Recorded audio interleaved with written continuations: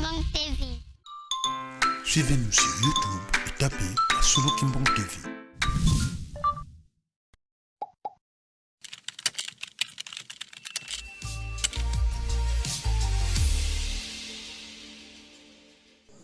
Yemakumole tan. Betu tubakwantsa. Ekumakarikata nzambi utuzole. Fumoto Yesu Kristo atusila sisi. Nsadi sibuka kwiza. Monope kinakurusisa. Siya kala yeno nateye mbano nwana. Zuzi ya domingo, le 9 février, tata mwana velela, watu vana leso ya savo, sambu ya samba tata mfumo longo, le 9 février 1992. 33 ans. Et 33 ans, tout ça est lié au mouvement de Jésus Christ. 30 ans, 3 ans, il y a qui ça. Non, il ouais, mais quoi. Humanisme,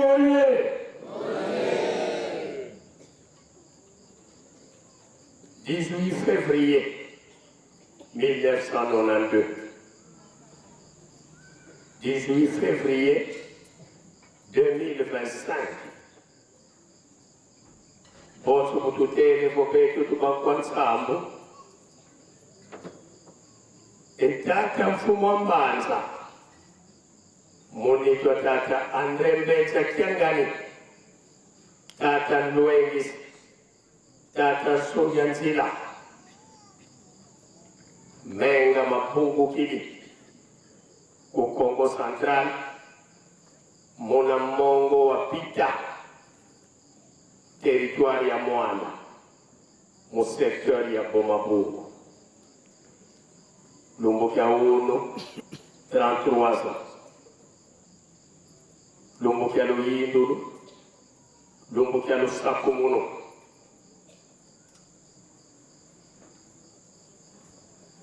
Twene kitwali yesede totata fumamata yondo lumbukia uno kiki muku matia beto wakivana kailo fuavuvuka monange yetsidi vuvu botutuwanga munkunga yani watambulila mbebe kana sana sisa tata mwana velelako yebeto nkangu pekadetu kutusisa ko wena yeto kintwani bibliothèque ya 5 mois grand témoin mumao solo mavangama mu 5 mois maseme tubezovuada mu 89 tulombele kwa sidi tutata mfuma mbanza tutela mana betobana bakutokubana kamote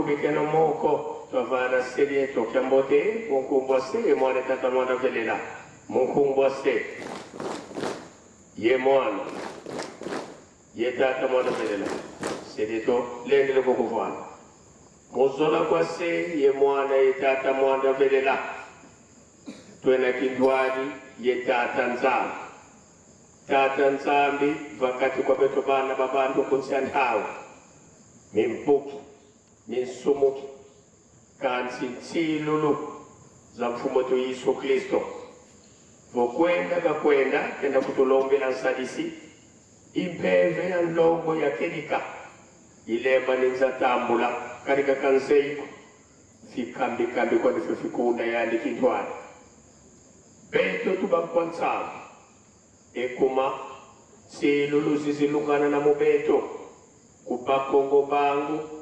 mumongo wa mbanza mbola nkamba dipikulu vo Yerusalemi jamba tuka le 12 septembre 1887 tata Simoni Kimbangu mwana velela nzambi wa kulumuka yewena yetu kindwali na telu mukya unu tata mwana velela wena yetu kanokene nituko yani pe utukuti kisivo fuloiki mpasivo katulonga twabakandwenga tona yenzailu kadilumbu kimosi kya mpasi ketu kutuvingila tulongele kwa seli yetu watutela mana betu bana babu babu bana kambozo fight.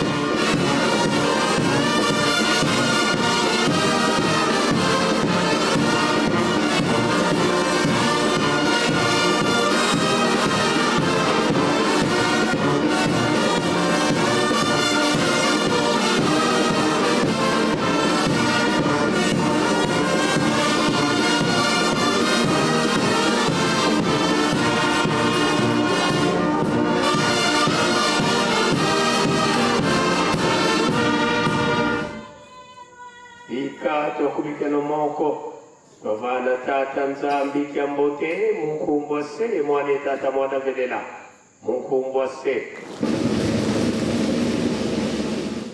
ye mwana ye tata mwana velela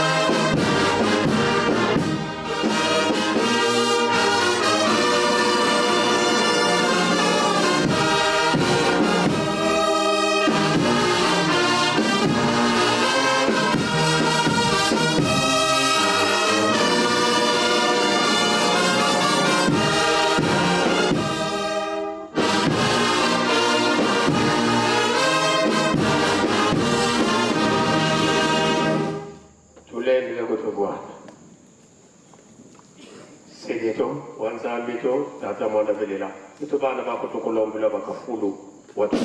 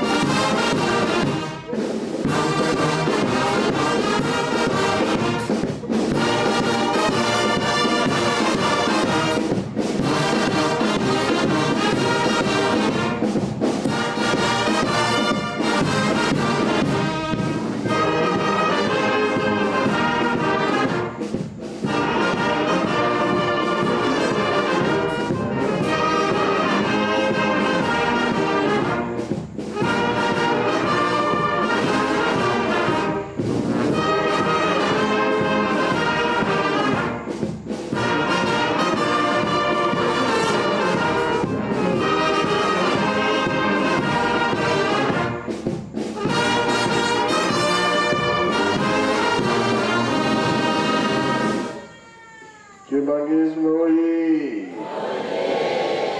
Kimbangismo oye! Kimbangismo oye!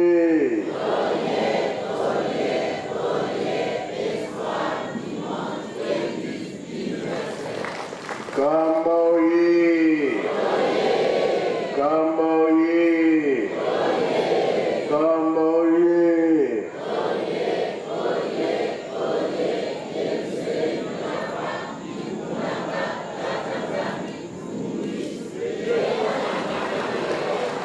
Bajeno oye!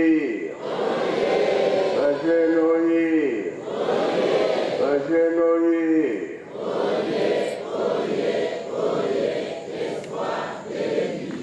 Eunui! Embazie! Lumiakurui! Yamalala! Esengobi esengote!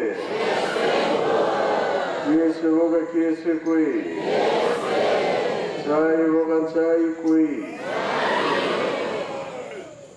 Na komba tata mwana pe tata molimo centre. Lelo ezali mardi mokona biso baje. Oyo toyokaka makambo ya 5 mois epai ya papa Mbenza. Na komba tata mwana pe tata molimo centre. Batata na biso balakisaki biso makambo ebele mpe bateyaki biso mingi surtout biso bajeune tomipesa mingi na misala ya lingomba misala mpe ya kotonga Yerusalemi po makambo misato wana nde kolongisa biso ya bolingo mibeko mpe misala Papa azali koloba mingi balinga te tosala nini kamwana nde kolonsa mareve tozomona neti likambo ezosalama te nzoka na molimo ezosalama soki totali papa Kimbangu ntango akendaki na Gombe de tête. Bamindele balobi tondimi likambo na yo kasi yo oza na mbongo te okotonga lingomba na yo na nini ye response ya papa Kimbangu ezalaki nini ongo na ye pa bato yango banani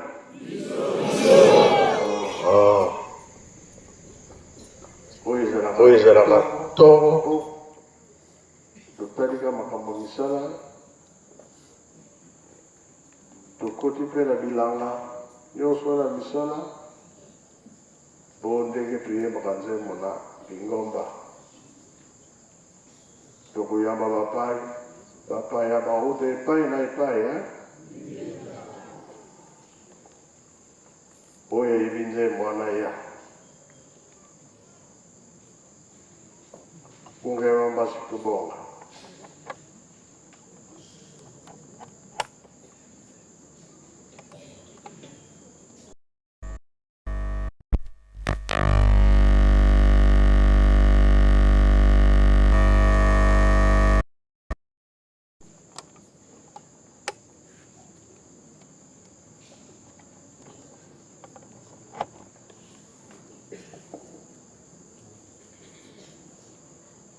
ale mutasaile yekuki kongo ilingana ese balangi nyonso oyebi yango na lingala ezali bokotya na lingala na swahili ezali na chilumba ezali tozali mpe tozali te soki boyebi oyo kotangira soko te ekende mosika natosa ye libanda na ye na kombo ya tata mwana tata molimo santo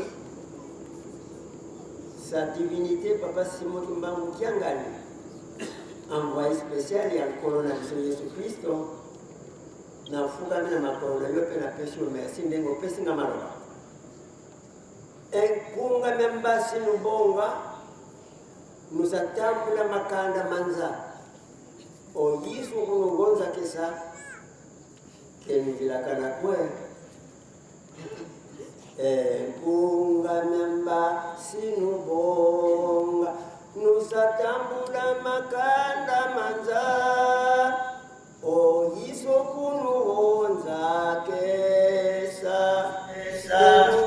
kenuvilakanako nusatambula makanda manza oyiso kunongonza kenuvilakanako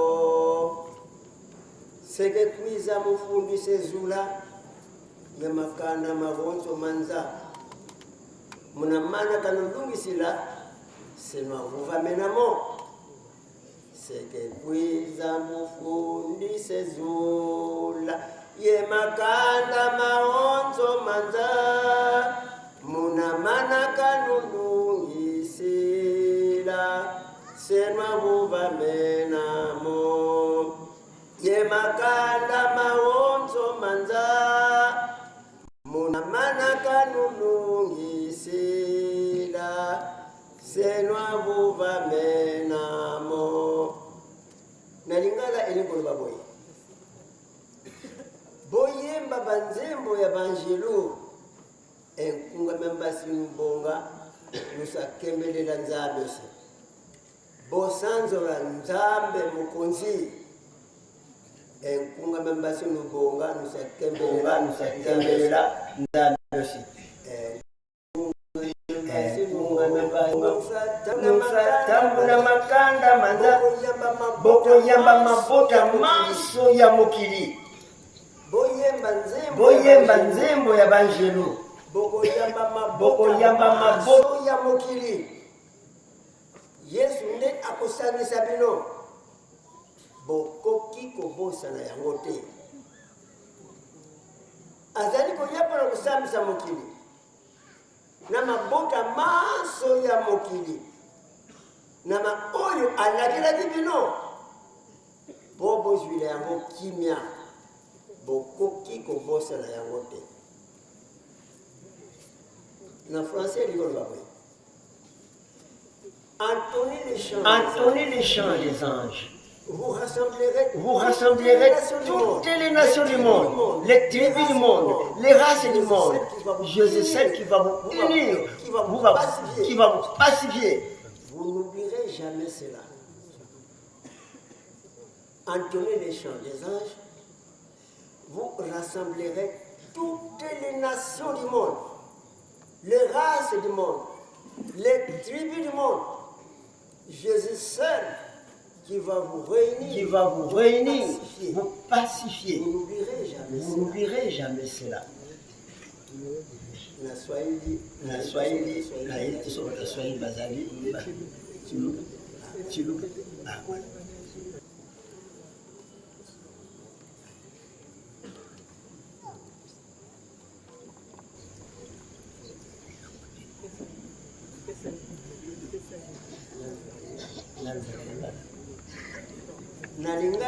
nalingana elinkoloba boye boyemba banzembo banjelu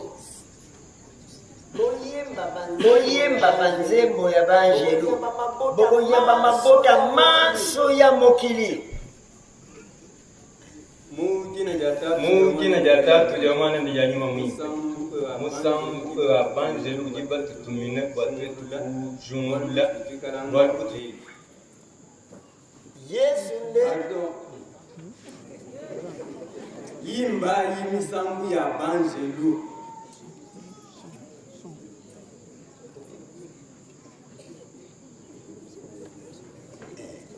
nino akijile bisamba byonso fumu Yesu nega nusangishe kanu kumoyu nansha Yesu nde akosangisa bino mukelenge Yesu mwanusangisha kumoyu waru kujikarana kumuti bokoki kobosa na yango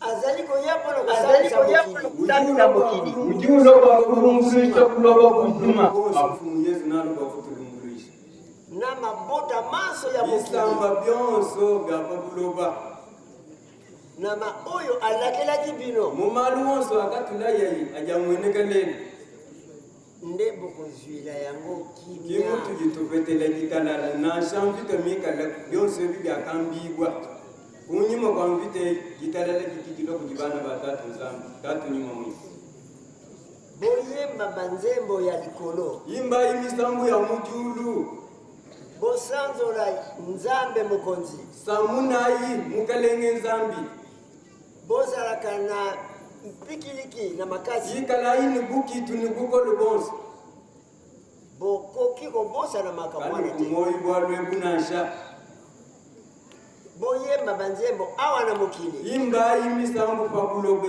bujimu bapabulobe bonso bamutumbisha bokoyamba mabota maso ya nino mokili akijile bisamba byonso byapabulobe bujimu bozalaka na nguya na makasi bukone nelunge yinu ikale na bokoki kobosana yango te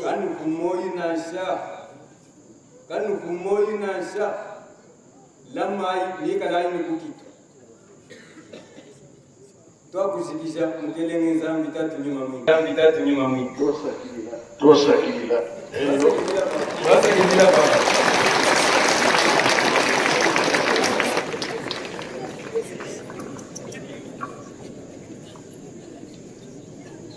Kwa jina la Mungu Baba, Mwana na Roho Mtakatifu. Hapo nipe nguvu ya mimi kuweza kuyasimulia mafasirio ya Mungu. boyemba banzembo ya banjelu Imbeni nyimbo ya malaika. bokoyamba mabota maso ya mokili Utapokea vizazi vyote vya dunia nzima. boyemba banzembo ya mokili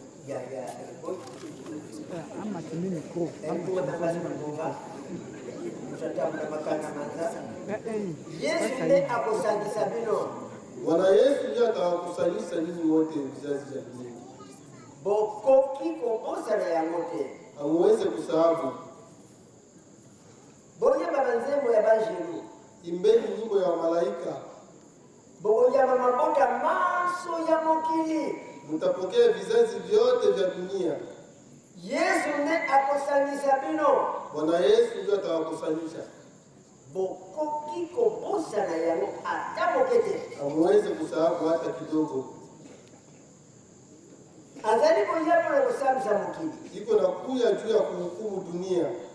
mokili akosambisa biso nde bato azali koyamba na kosambisa mokili Dunia atakia kutusambisha sisi watu.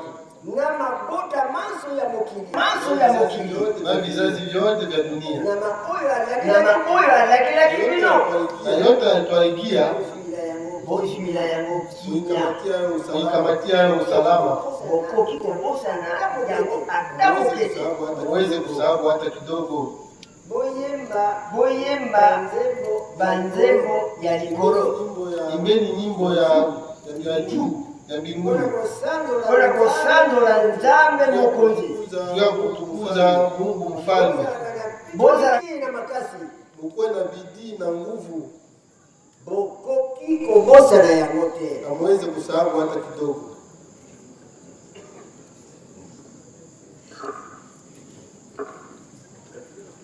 Tuiwike tosilisi Merci, Natila Banzembo Topesi.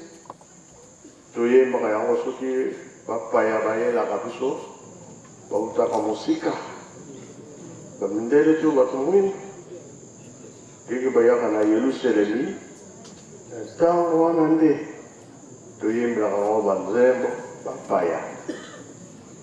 Elexi Makamumi, Nadana Kati, Yango Barobi, Bowling Omibe, Kofe Misala, Mpaya Soki Yambiye, Polesiye, Polalisiye, dia nandi makamuna yendenge ali rosengela awana nkamba, tango kwa zonga kena kimia. Bongo be bongo te? Bongo papa. Bongo soli to salite. Kasi. Biso ndito yambaka batu. Tango nyonso, mikolo nyonso. Yango wadoge na biso, bolingo wibeko, pe misala. Biso ba jeune, ba tata ba maman, ba tata ba te biso. To bunda kate, to soana kate, to finga kate, lo lendo pe, eza na biso te. Tala mokili ndenge eza kotambola. Zemo erui bien. Kolo Yesu akoya kosambisa mokili. Esi kosambisa mokili bien biso bato.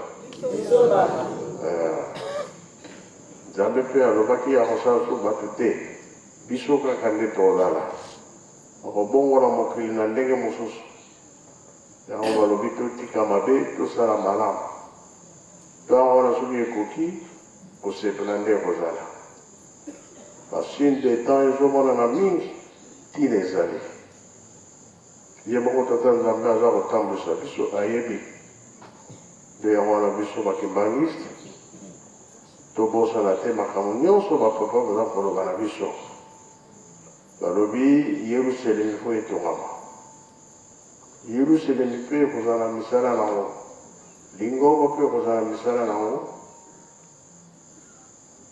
tolemba te ndenge tomipesi ya kotonga yerusalemi kotonga mpe bamboka na biso twai nyonso tozali peut-être toza kozala likambo monene nzambe akokanisela biso papa Didier papa Saïd si aleki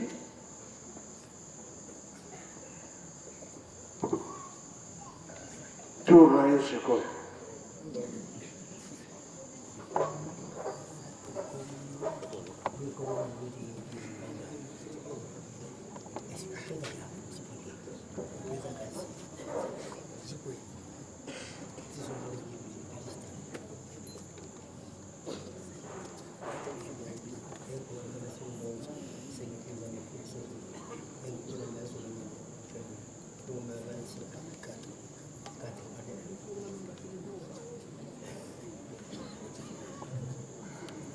na kombo ya tata mwana pe tata moyo mosantu papa limisa na papa na ye mwa leta lesenga na mwana papa Saïdi doyen ayembi de 4 couplets na Kikongo tetenga na boyemba na lingala papa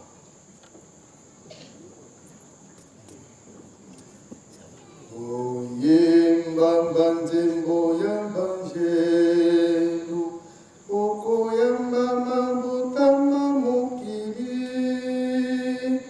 kolo Yesu akosambisa bino solo bobosana te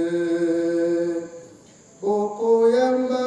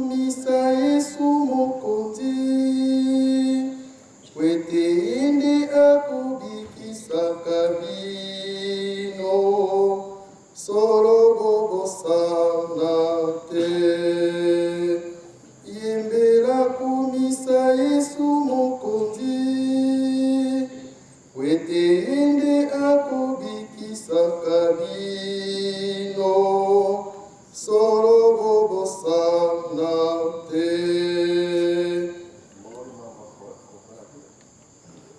alingi koya kosambisa likolo mpe mabota masoma mokili na maso oyo akokisela bino makopesa bino kimia mpe mabota masoma mokili na maso oyo akokisela bino makopesa bino kimia.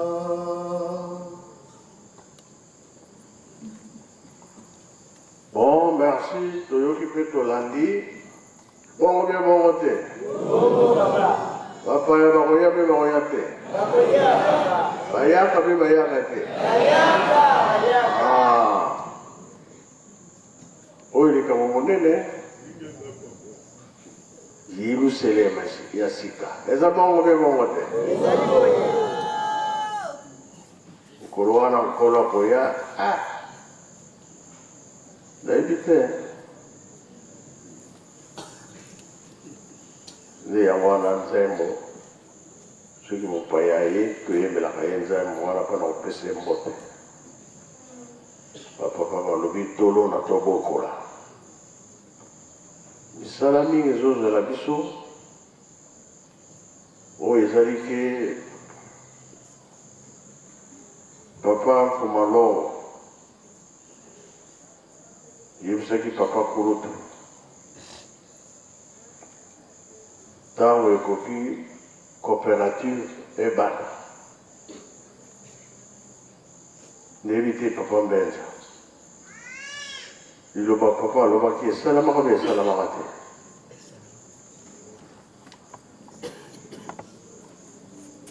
bambuta boki kozoka na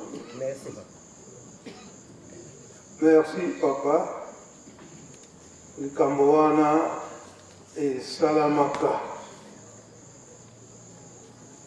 likambo wana bakangilaka yango awa na nkamba na 1989 malgré papa yangienda anyongaka moke na ndenge nini eke asala bacoopérative na bacoopérative nyonso wana mpona kopesa misala na biso bajeune na nzela ya kolona mpe kobokola nde basalisaka papa bango nyonso misala basalisaka coopérative awa na nkamba ntango na 89 wana coopérative esalemi bango moko bapapa bango miso misato batiaka mbongo na bango na coopérative mbongo ya bango moko nde basengaka na bandimi awa biso totie bino mpe botia ezali nde banke yango nde kotambusa lingomba na nzela ya coopérative awa bango moko bapesaka coup d'envoi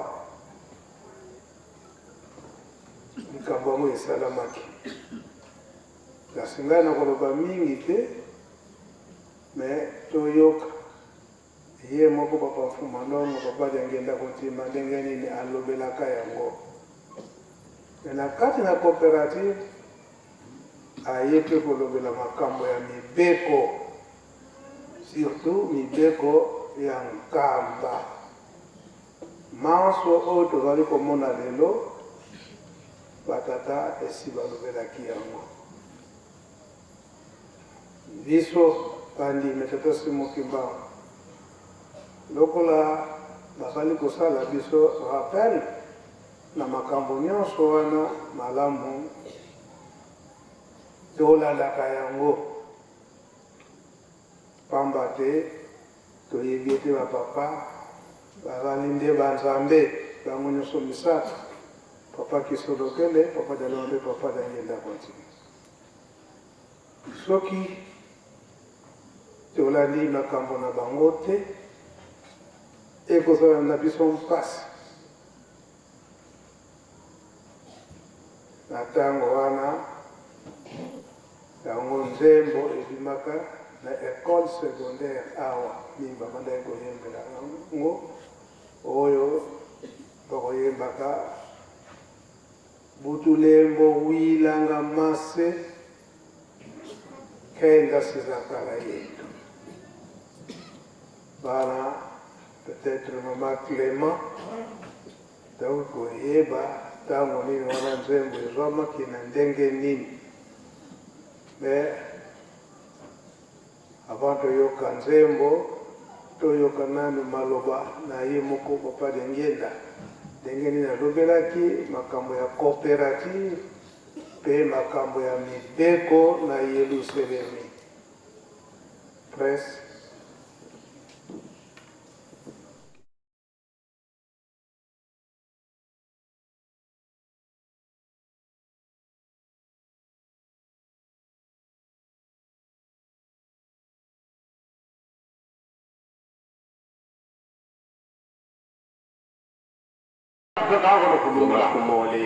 olona nguba masangu mateso yokanisindo ekuni malala jamais yangwana bamama na batata tobanga na biso te tokolonga tokosala nini nakomona tata mwana peyeli mosantu amen.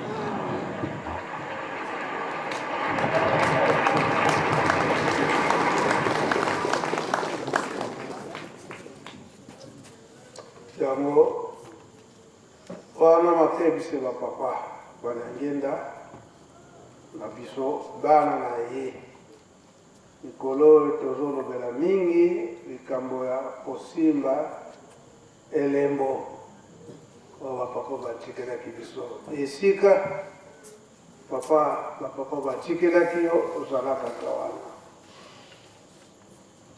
soki ochange position apasi kati na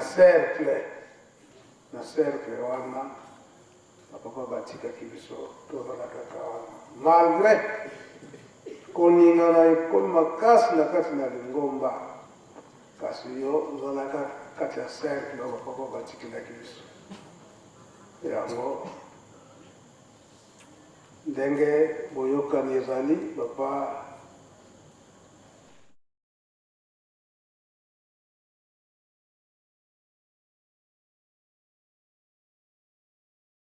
koyekola likambo yango makambo yango tozali koyekola yango emonanaki ete soirée spirituelle ntango efongwamaki na Kinshasa mpe na Braza bisika nyonso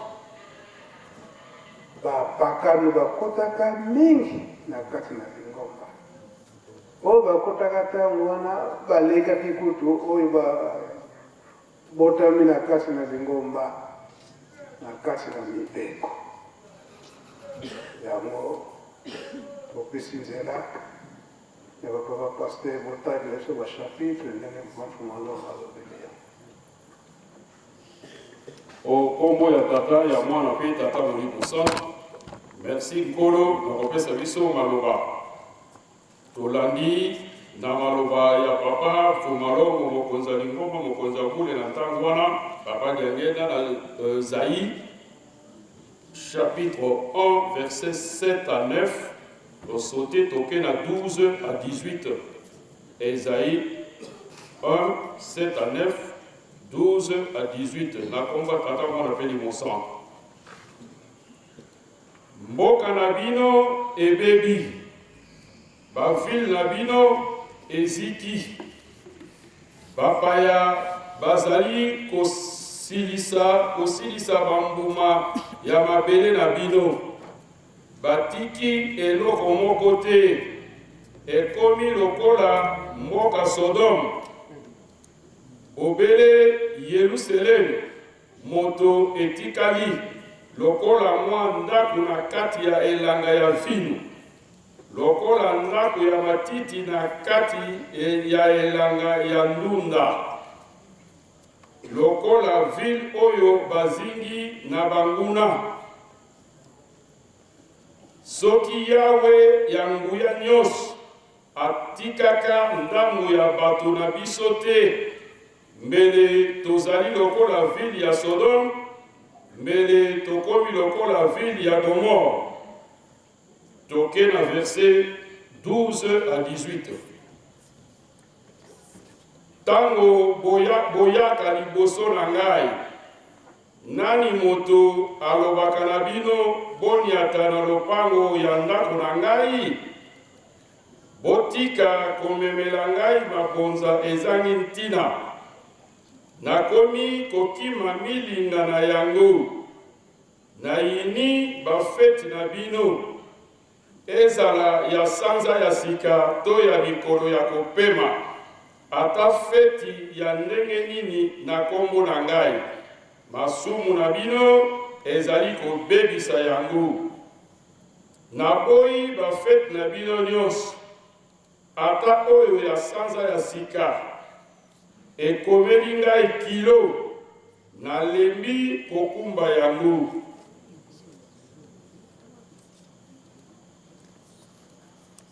Tango botombolaka maboko mpona kosambela, ngai nazipaka miso. Ata bosambeli mbala na mbala, natiaka mwatoi te. Pamba te maboko na bino etondi na makila. Bomisokola, bokomisa mitema na bino peto. Bolongola misala na bino ya mabe na miso na ngai. Botika kosala mabe, boyekola kosala malamu. Boluka bosembo ezala na mboka, bosalisa bato oyo bazali konyokwama. Bokata malamu makambo ya bana etike, mpe ya pasi oyo bakufeli mibala. Yawe alobi, boya toloba makambo. Soki masomo na bino ezali motane lokola makila, ekokoma pembe penza lokola neige. Soki ezali motane lokola ngola, ekokoma kitoko lokola bapoale ya meme. Voilà tosuki na verset 18. Tokei na mokanda mibale. Ezali mokanda liboso ya Yohane, chapitre 3, verset 1 à 2, de sauter dans verset 9 et verset 14. 1 Jean, chapitre 3, verset 1 à 2. Mutula mokanda balobi bana ya Nzambe. Na komo na tata na mwana peli mosantu. Botala ndenge tata alingi biso mingi koleka. Abengaka biso bana na ye. Ya solo tozali bana ya Nzambe. Yango wana bato ya mokili bayebi biso te, mpo bayebi Nzambe te. Bandeko na ngai ya bolingo, sikoyo tosi tokoma bana ya Nzambe. Kasi nanu emonani te, soki tokozala ndenge nini, nzokande toyebi ete tango Kristo akomonana tokozala lokola ye, pamba te tokomona ye ndenge azali. Tosote tokela 9 à 14.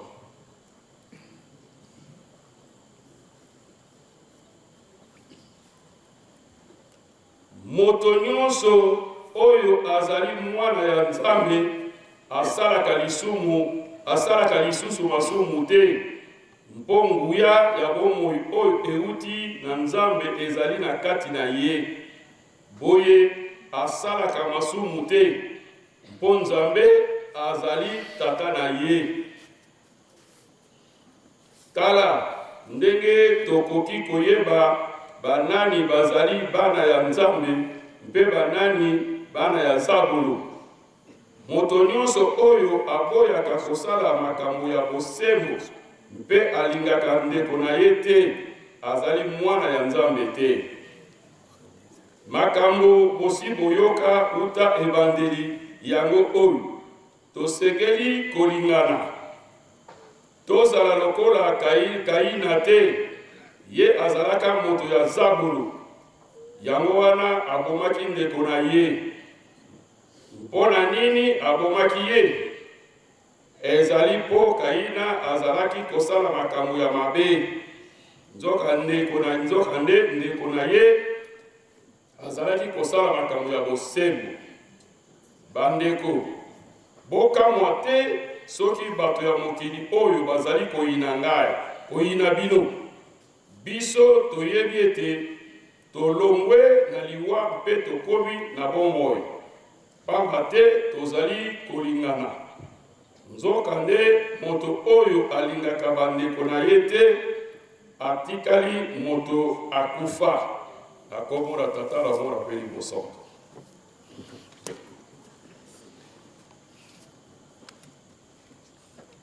La komoda tata na mwana peli mosantu. Commentaire moke tozali kotia na mikanda mibale oyo na ba verset pe beteni nango mososu ndenge tata moli mosantu apeseli biso yango.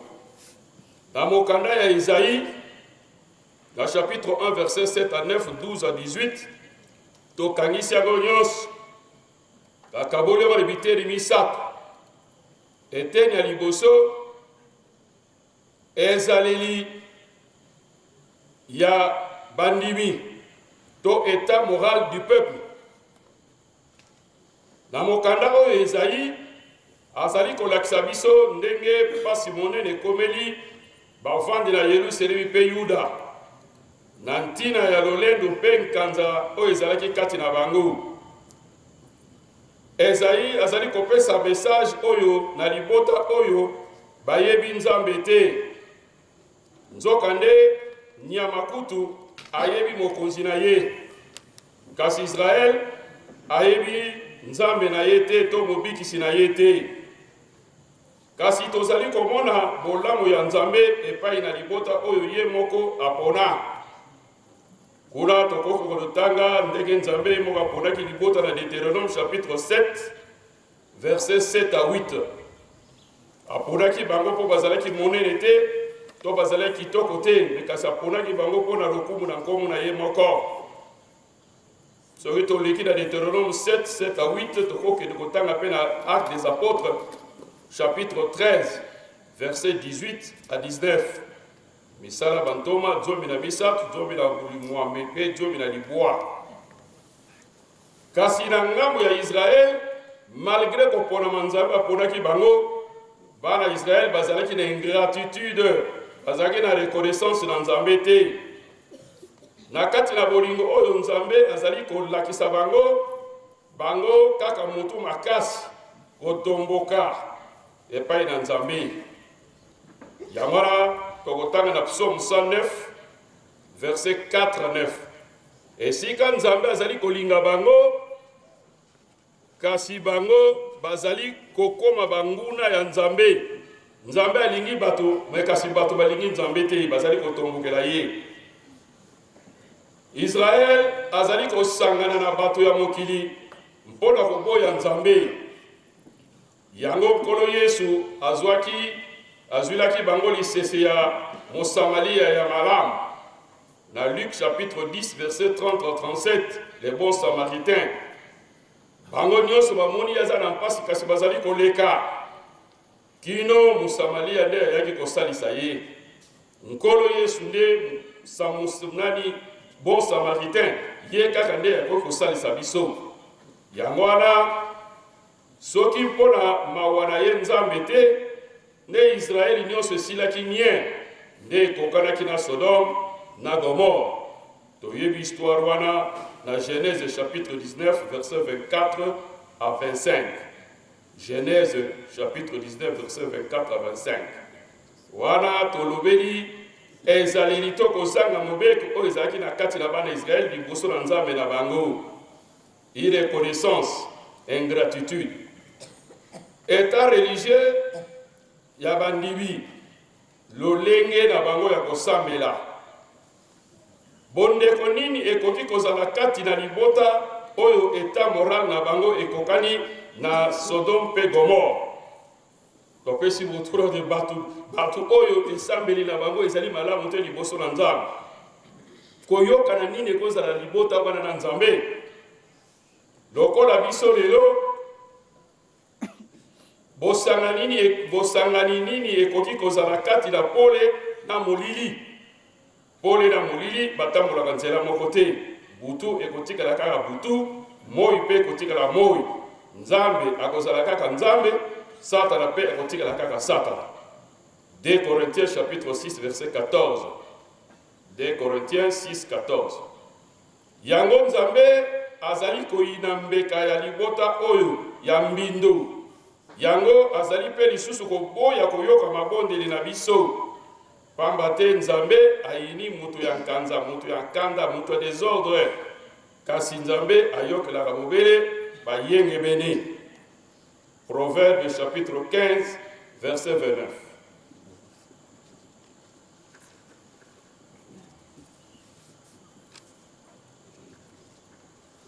Parti ya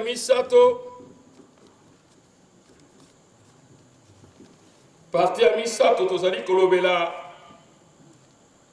Nzambe apesi biso lisusu ngolu grâce. Nzambe asali lisusu grâce.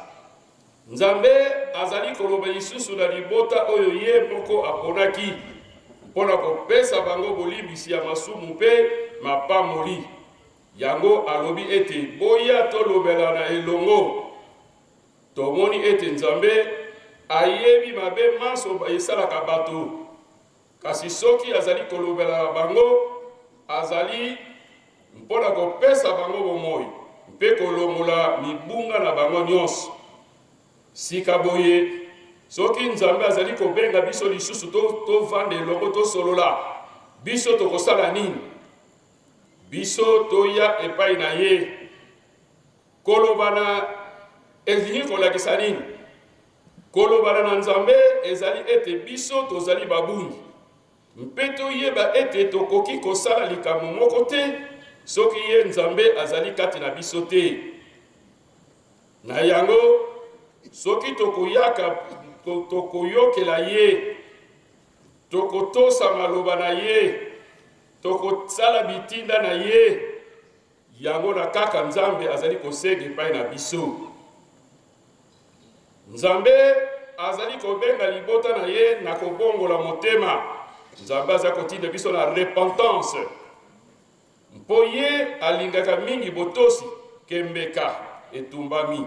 1 Samuel chapitre 15 verset 22. Toleki na 1 Jean chapitre 3 verset 1 à 2, 9 à 14. Mokanda oyo ezali mokuse. Mama na likambo ezali ete nkolo Yesu nde ye bomoi. Babengi ye mwana. Nzoka nde nkolo Yesu ye wana nde Nzambe penza ye moko. Soki toke na verset 1 na verset 2, ezali ete lolenge na biso ya lelo. Mwana ya Nzambe azali ete tosala, alingi ete tozala lokola ye. C'est-à-dire totambola lokola ye, toloba lokola ye, tosala lokola ye. Tomoni apôtre Paul azali kobenga biso bana ya Nzambe. Likeseni mukeza na français entre enfant et fils. Bazobenga biso tozali bana na Nzambe. Ezali kolakisa ete tozali libota moko na nkolo. Liboso ya Nzambe mpe liboso ya mokili. Mpe tokozala bongo mokolo ye akomona na poasa liboso na biso. Lokola nazali sûr que tozali lokola ye esengeli sika oyo napanda deja kokoma na ye lolenge moko na nzoto dans la lobi te po ekozala trop tard. bomoto ya sika tozwi na nzambe oyo ke mutu oyo akomi mutu ya sika akoki lisusu kosala masumu te mpo ye moko nzambe asalaka nde masumu te. Po tosilisa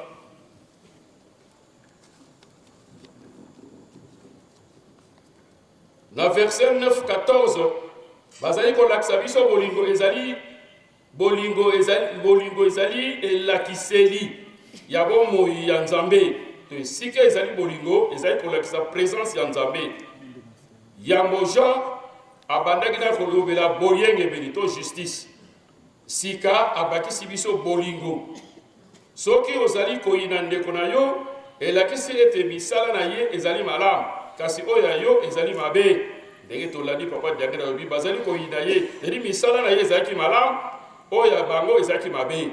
Biso pe lelo soki toza na koyina na biso elingi kobate ngai nazotambola mabe yango nazoyina moninga na ngai, parce que ye azotambola malamu yango ezopesa biso jalousie, mais plutôt tobongola tosala mosala malamu. Oyo alingaka ndeko na ye te azali mobomi, apesi biso ndakisa Kain abomaki ndeko ne mposa alingaki ye te. Nzoka nde bobomi azali na bomoi ya seko te. Toyoka yango ntango nyonso na mokonzi ya bule ete bomoi ya seko na ntango tomelaka communion. Yango na po tosilisa ntina ya mokanda oyo ezali ete moto azala na kondima na boyengebeni mpe na bolingo ya bandeko nyonso, soki te azali mwana na nzambe te, na kombo na tata na mwana mpe liboso. Voilà papa, je napesi micro na papa pasteur.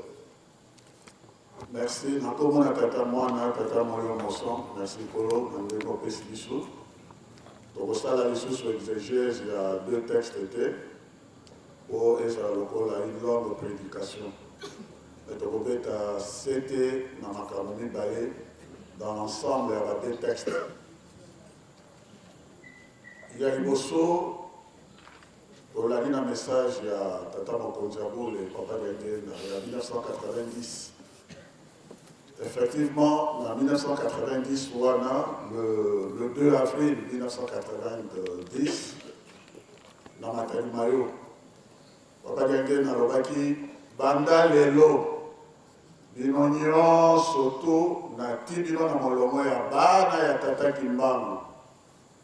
Bana tata Kimbangu ezali kaka papa Kisolokele, papa Dialonga na to papa Diangena te ngai.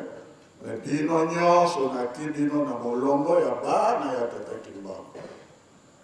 Kozala mwana na nzambe toko héritier nzambe ye azali mosantu. Utayeba ndeli tata nzambe nkolo yesu na tata molio mosantu. Objectif na bango c'est que nzambe alingaka masumu te. Oyo abiangani mwana na nzambe akoki lisusu kozala moninga ya masumu te. Bino nyonso nati bino na molongo ya bana ya tata Kimbangu. Bino nyonso bozali bana na tata Kimbangu, dont le co-héritier ndenge ekomami na kati ya Bible. Ba oyo bazali na kati nelaka ndenge azalaki koloba balinga te tokolonga, c'est-à-dire bana na nzambe. Et soko to prolonger to ekokoma na 1992 le 24 mars tant baza kotombola nzoto ya papa Kisolokele po ekota na Kilongo.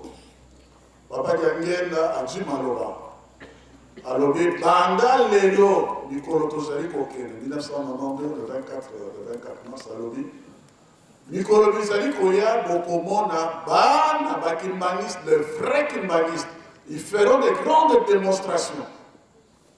Gouverneur à province azalaki na mokolo. Mais il pouvait également de faux kimbangistes. A-t-il que c'est noir? Donc, à la 17, et Zali na bao, il va poster la démonstration véritable bana nzambe. Ba komona na bizali na bango.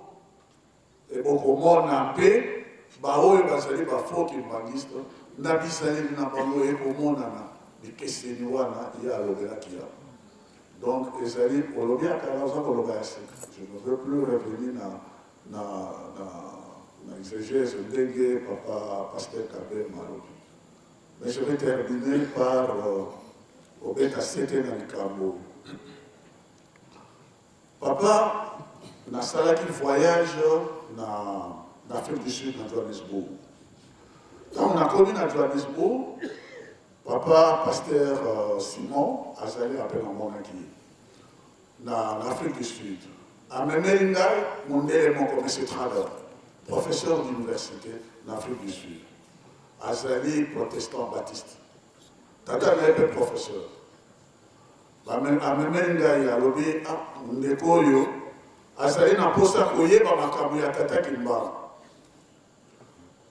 Na fadi pe na lobby makambo ya tata Kimba ezali vaste. Mais je vais vous dire seulement quelque chose à retenir na papa Kimba. Il s'est concentré pour me suivre. Na lobby nae papa Kimba en 1910 avant bana musala nae akamataki une amende palmiste pourrie. Donc ndika ya popola a frotté yango na maboko na ye mpe ekomi mbila ya sika alobi tala ndenge Kristo abongolaka moto mabe akomisi ye moto ya sika azali lisusu na mbindo te akomi petwa mpe atie na kati na mosala na nzambe alobaki yango na kamarade ne papa pompere. Naramoko na yoki kana mito ibalobi katawa.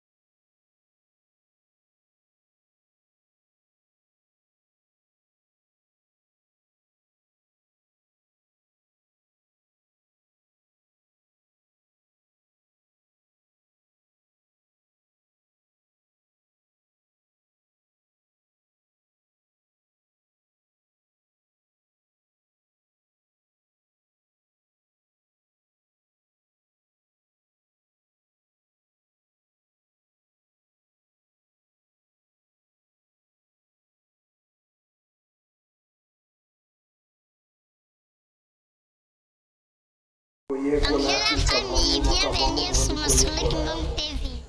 Suivez-nous sur YouTube, tapez Solo Kingdom TV. Na Kinshasa, na Braza, isika nyonso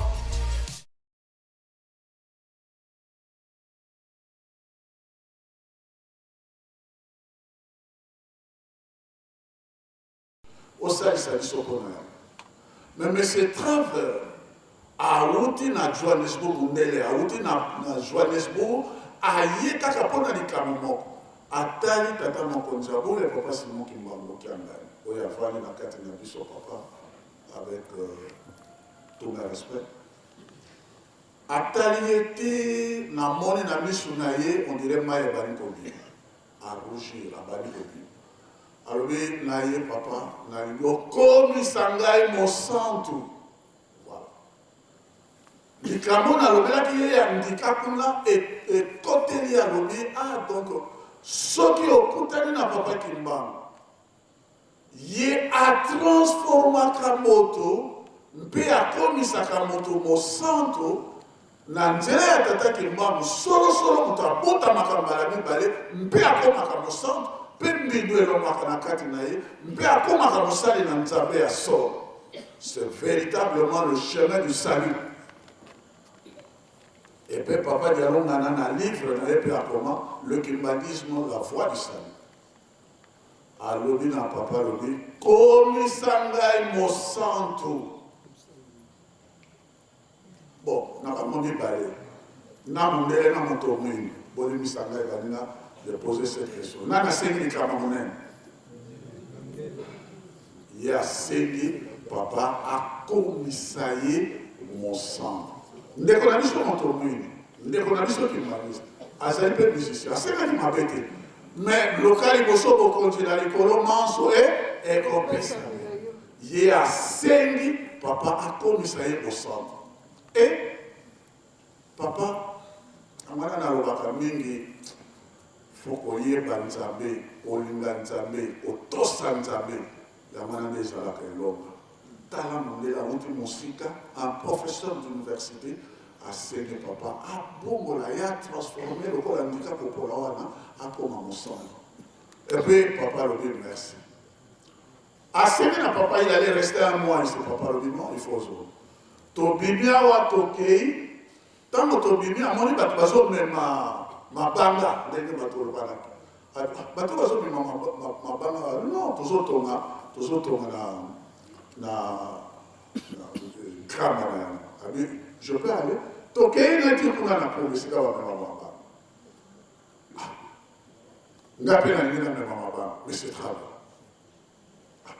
On a mais comment tu peux nous voir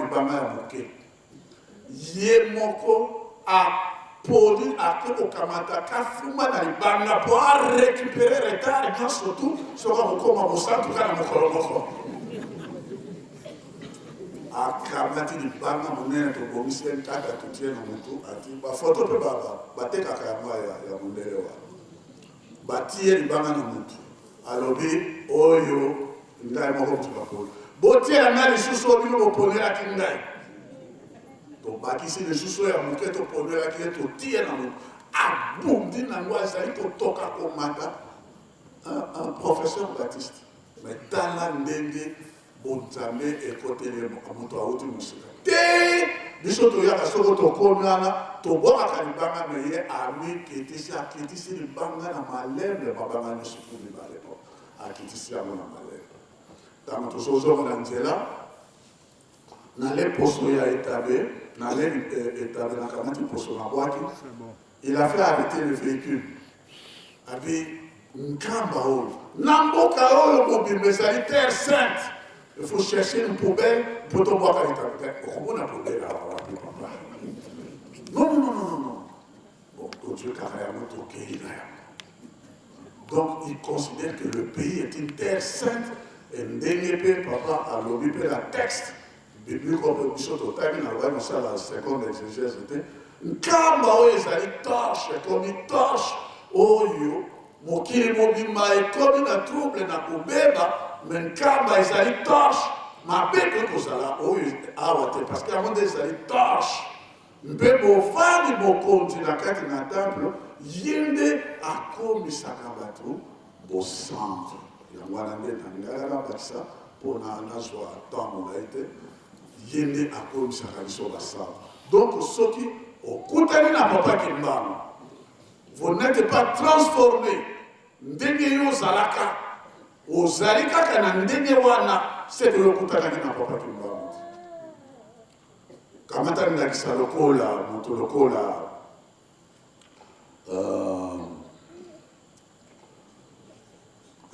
kapo nani oyo azalaki na prison na Lubumbashi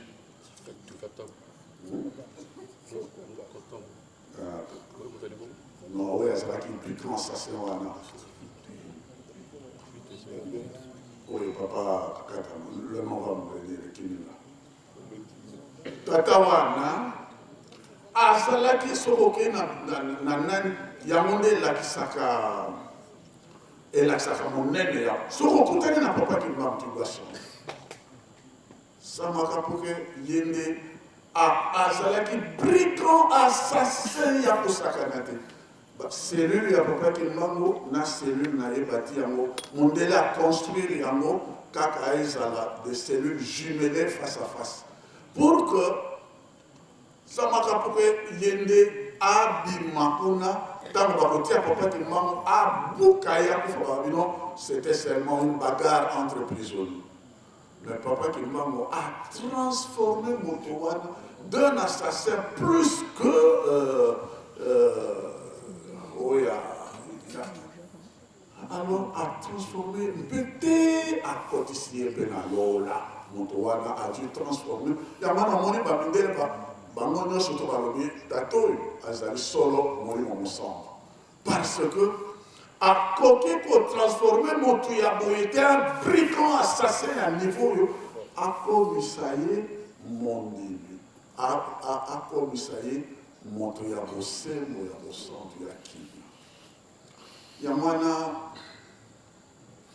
batata bamama bandeko parce que ça c'est parce que nous ne connaissons même pas ceux qui vont dire congolais. Mon comment autant on a pour expliquer à vous, tu vas dire ah papa il ne veut pas m'expliquer quand non.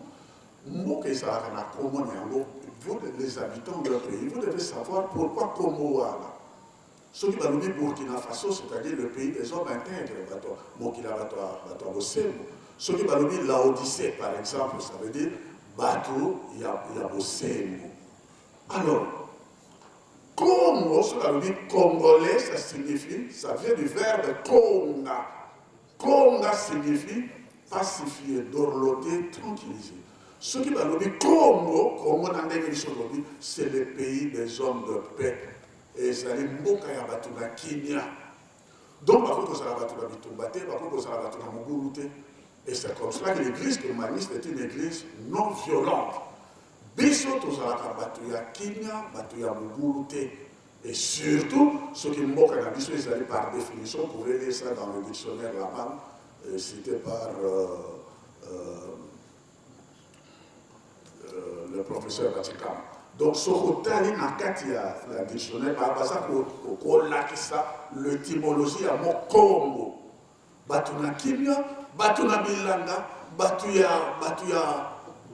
Bialisanga ya Bomoko. Et c'est comme cela que parmi les esclaves le plus cher du monde, c'est les Congolais. Donc ce sont les esclaves les plus chers et c'est comme ça que nous on a souffert plus que n'importe quel esclave aux États-Unis. Parce que nous étions doux, bateau Kobundate, bateau Kimia, bateau très intelligent, etc. en Amérique.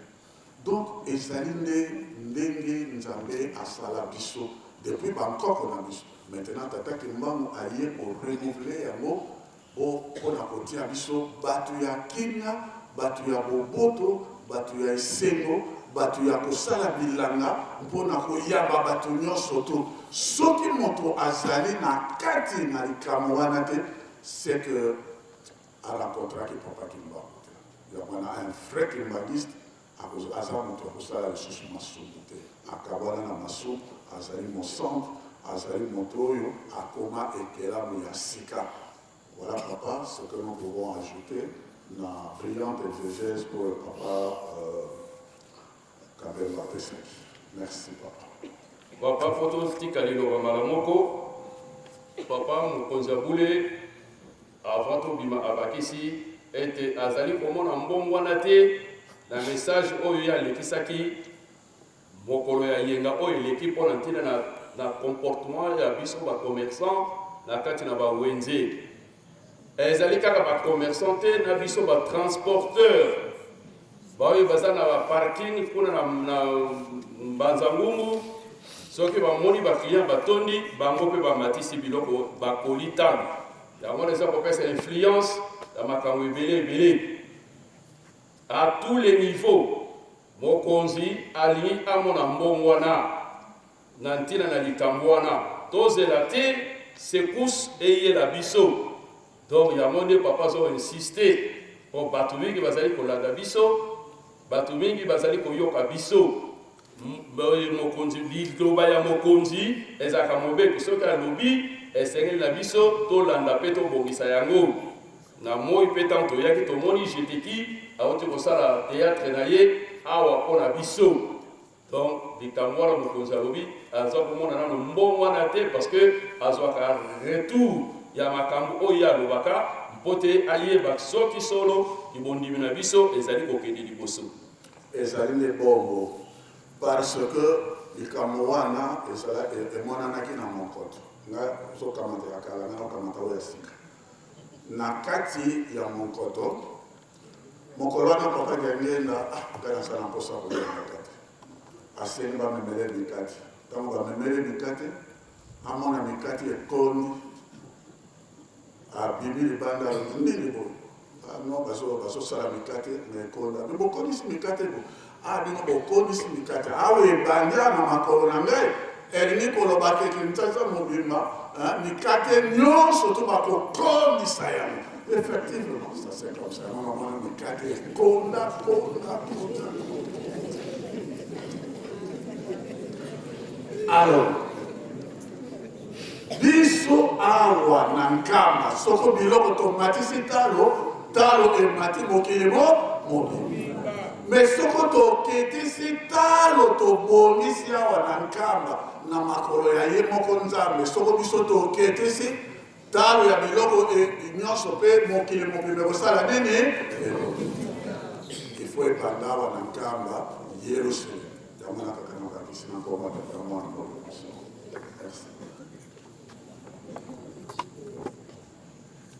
Merci, papa pasteur, Tolandi Mas.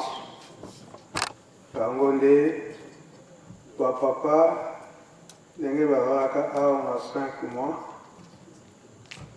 Tango va créer coopérative. La coopérative, wana, l'objectif pour faciliter ma camboye délai à partir de la coopérative. Surtout, na bateau, alaka na mpasi na bamboka alobi ete okomona basengi mwana minerval ntango bakosenga mwana minerval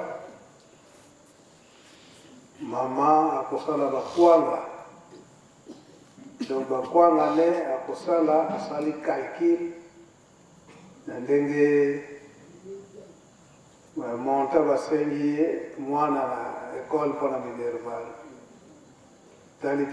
atali nombre bakwanga siko ntango mwana koya koteka bakwanga wana basombi bazali te ntango wana coopérative azwi yango afuti mbongo na pa ya mwana ndenge talo ya kwanga ezali coopérative azwi ata basombi bazali te me coopérative ekomema yango esika oyo bakoki kosomba yango ndakisa eke na Kinshasa na ntango kwanga eke na Kinshasa sikoyo c'est vrai coopérative akotala transport mais ekoteka yango lisusu par exemple eke biloko wana eke ekotekama na bacentre na biso na baparoisse na biso.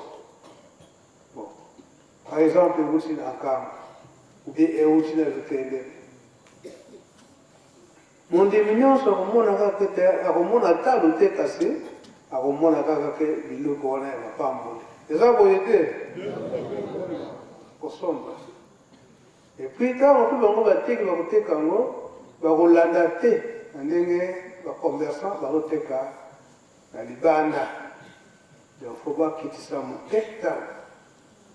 La dernière exemple de la coopérative. Même, il y a la coopérative et Mimi Yango et Sika Oyo, Bazanango, Posa, Pakosomba. Et ça la makala. La route de papa, oh, Mbongo, Pilipili, Mbongo, ya makala. Mais la 4. La coopérative nde makambo nyonso wana eza na kati mpe ndenge baba ndenge nalobeli yango totia mbongo na coopérative okoki koteka eloko na ntango oteki eloko ozwi mwa mbongo mwa lomeya obwaki na coopérative ndenge bamama mosusu basalakaki babwakaka karte bayenganako karte ya mexico eza système ya coopérative na ntango ozokobwaka moke ndenge wana okosotuka ntango okende ekomi ya ebele osaleli yango mpe likambo oyo oza nango mposa me ntango wana mpe oza kobwaka moke moke na difficulté coopérative apasi ya coopérative moto oyo aza mosali apesaka mingi bakoki kopesa yo mwa mosolo eza mwa moke komata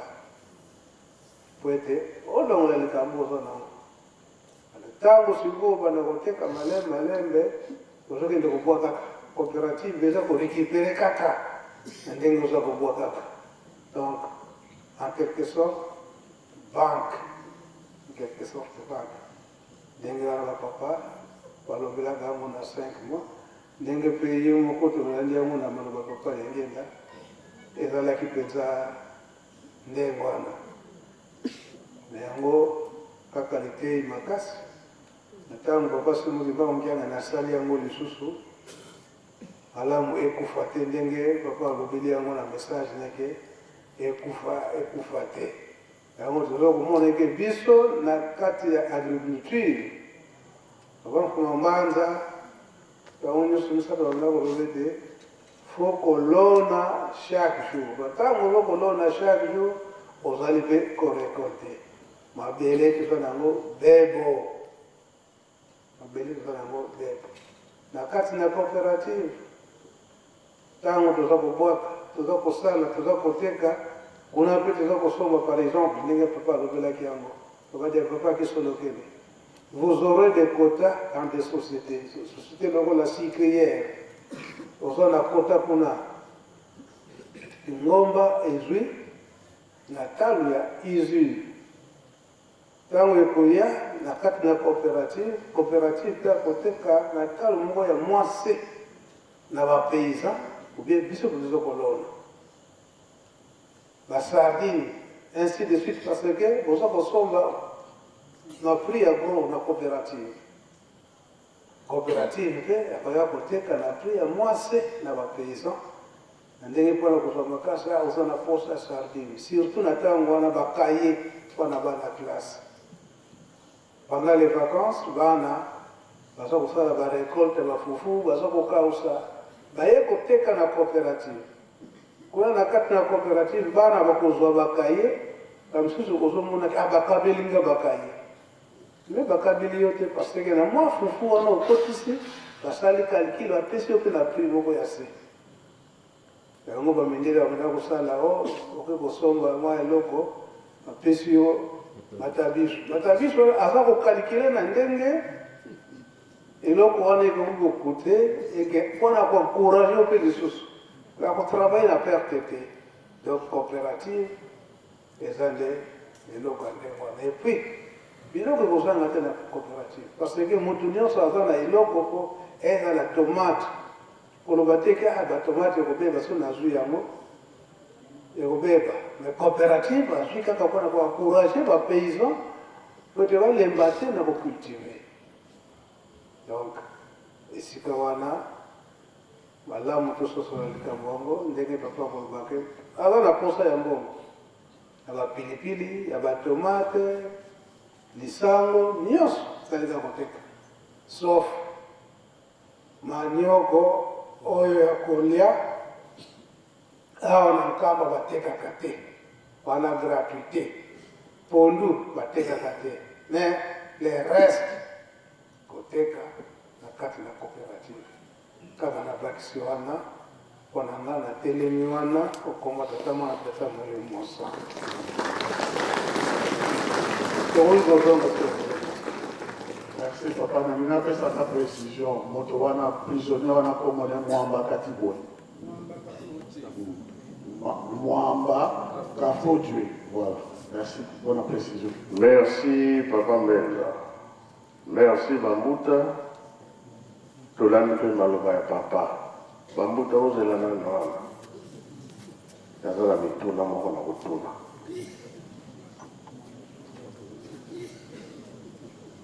kuna na likolo baange bazalaka mpo baange wana mokonzi na bango Lucifer azalaki mpe na baconseiller na ye mpe na bato na ye ayebisi bango fo akende na tata nzambe d'après ye tata nzambe ngai lucifer ntango bakendaki kuna balandaki apose tata nzambe likambo yango d'après yo tata nzambe ngai nalandi yo tata nzambe mpe alobi te likambo lobi kende epai ya mwana na ngai kolo yesu ezalaki boye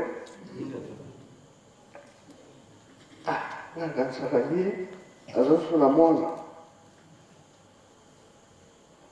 apres balongwe kuna epai ya bake epai ya kolo yesu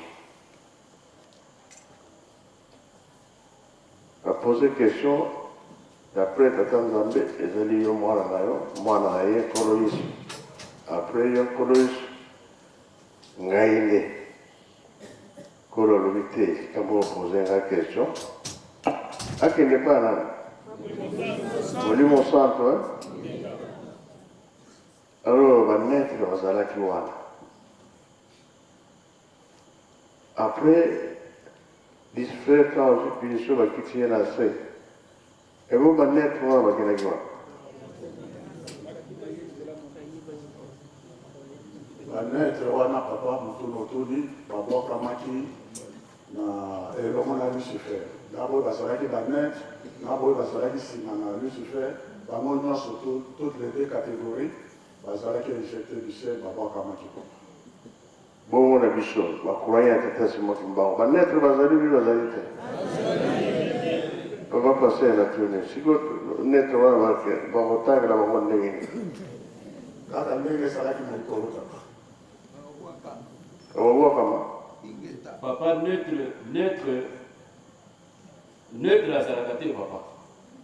Neutre à Zarakaté parce que mon diminution, papa Sibo Kimbam, essayé à Tosa, d'Ilobaya Tata Nzambi.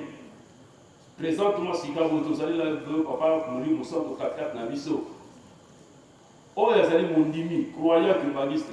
Azali mutu abota bisika makanisi na ye nyonso azali kotambola molimo akoyi kozala neutre te neutre ezalaka te papa na kati na mosala na nzambe ou bien olingi nzambe ou bien olingi ye te alors soki olingi nzambe ndenge nini okozala neutre donc soki ozali neutre c'est dire oboyi nio likambo na nzambe alors ndo na likambo na nzambe neutre azalaka te inge papa merci papa pour ajouter.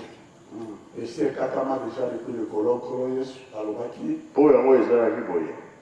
Celui qui attend Zamba gagné, a banette et baquet pas à ça. Celui qui attend Zamba fouille, à qu'est-ce qu'il veut faire ça? Justement. Et là, qui bon, hein? Il y a reprendre sa position, le moutoufa, sa position, donc voilà, pour les dirigeants, il y a un peu la qui ça, ce qui est allé dans le pot, ce qui était mon pan, à attendre Zambé et au Kakayo. Donc c'est dit neutre à Zarakati.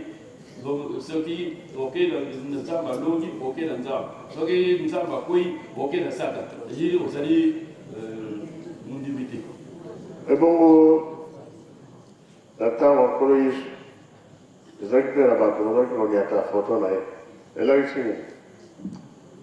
Papa Ikamoana et la qui que Tokamata d'abord Jean-Baptiste Yemoko. Jean-Baptiste azalaki d'abord na kondima na nkolo yesu parce que ye nde moto asakolaki abitala mwana na mpate oyo aye mpo na kolongola masumu na biso c'était très bien mais ntango mpasi eyeli ye akomi na prison sikaboye moto babengi netre ezali moto oyo tout esekoteli akomi sans position eh bien Jean-Baptiste atini baepoke na moto na kuna na yesu est-ce que ezali ye ou bien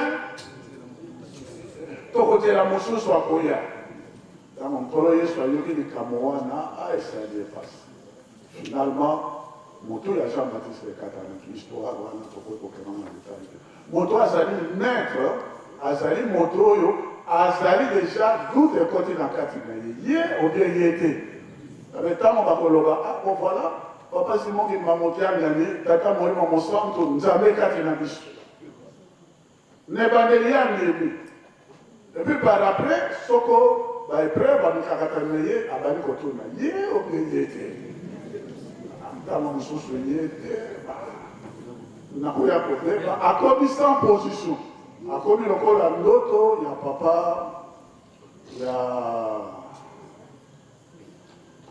ya papa John Mayanga, c'est-à-dire il a écrit boye yake zoni boye ya zoni boye maître aza moto a sans position na 7e lettre ya na église de Laodicée nde kuna na Laodicée balobi soit tozala moto nkolo yesu alobi soit tozala moto soit tozala mpio mais mpio te moto te na kosanza yo bato oyo bakosanza nkolo yesu alobi je vomi bawana nani bane mpio te moto te na kosanza yo nde bato wana baza banetre na likama tata nzambe okozala banetre te bazalaki kotia foto ya nkolo yesu bazalaki kowanga na nkolo yesu koti bonzoto babani bawangani nkolo yesu alobi kape na likolo na kowanga donc naître bazala na likama tataki mbango de toute façon naître est plus dangereux que tout moto soko omoni aza sans position aza naître tantôt kuna eza sans position yango nomonaka tantôt azoyoka radio kuna na réseaux sociaux balobi kuna ye mbanga ye kuna balobi boye kuna balobi boye moto andenge wana akomi déjà na position ya maître parce que moto oyo tozali nde tozali te bapase nazotuna yo papa bazali parce que nkolo yesu dans Matthieu chapitre 12 na verset 30 Matthieu alobi nkolo yesu alobi oyo akangami na ngai te azali mutu na ngai te celui qui n'est pas avec moi n'est pas contre moi donc c'est dit mutu akangami na nzambe te azali contre nzambe aza mutu na biso te azali mobebisi donc na kati na biso mpe soki neutre azali c'est dit baza babebisi baza babomi na kati na biso donc mpo bakangami na tata molimo mosantu. Oui, même na 21 papa Kembango akangami me bafoto nyonso koniaka me ntango bapapa ndenge moko yango tozoloba estce bazali mpe bazali te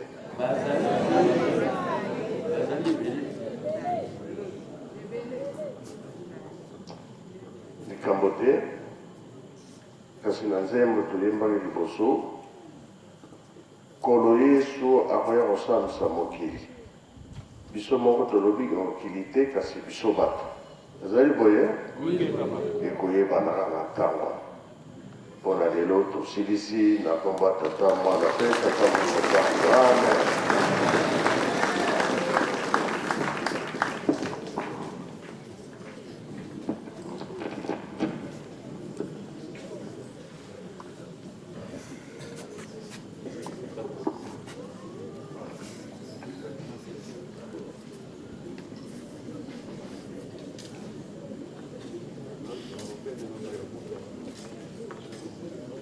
Imangisme oye! Bajene oye! Yambo totonda matei tozwi tolingi todevoile communiqué moko ya sango ya pasi pe sango ya liwa na kombo ya tata ya mwana pe tata molimo santu tozali na pasi pe mawa ya koyebisa na lingomba mobimba na bana ya koreki na bana misato liwa ya mama Mwimba Kisanga Monique ya mboka Kalunga territoire Ilebo province Kasai Chikapa mama Moboti ya mama Pembe Henriette ya Koreki Kinshasa section Miliona na commune ya Kimbanseki ye mama akufi na pokwa oyo kuna na yana awa na nkamba mwa basanza soki mine soki mitano basali awa babandaki kovanda na kaufuma nde na kotalaka ngonga ye akufi ya retard nzoto ya mowei elali kwete ekundama lobi. Donc ye ndeko na biso mama Ariete azali kaka ye moko esengeli biso bandeko na ye tokende kovandisa ye ntango nyonso tolobaka moninga malamu na ntango ya pasi. Bika tokubikelo moko twatonda lusiku lukusu tutambuluka nzambi eto mozola kwa se ye mwana etata mwana velela munkumbwa se ye mwana ye tata mwana velela.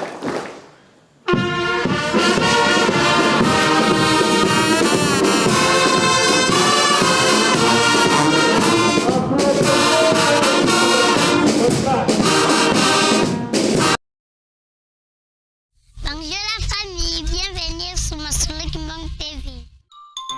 Suivez-nous sur YouTube et tapez Masolo Kimbang TV.